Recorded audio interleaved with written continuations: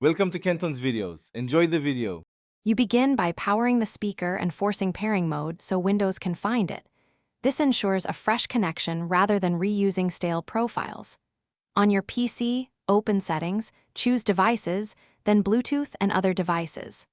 Once there, make sure Bluetooth is toggled on, then click Add Bluetooth or other device and pick Bluetooth. You do this first to eliminate simple link problems. Pairing establishes the audio path and registers device capabilities, so Windows knows to send sound to it. Once Windows finds the speaker, you must pick the proper entry and profile because only the audio profile carries high-quality sound. Select the device name that matches your speaker, and if Windows offers multiple profiles, choose the audio or stereo option rather than hands-free.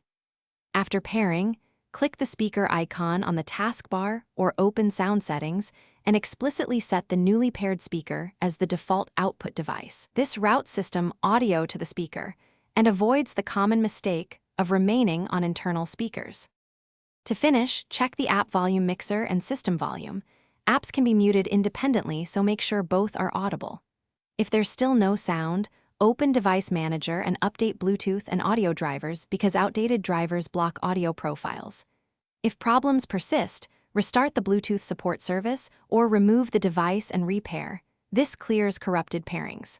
One tip: if audio stutters or drops, switch profiles or disable hands-free telephony in the device properties to force the stereo audio profile for reliable. Thanks for watching. Consider subscribing if we helped you.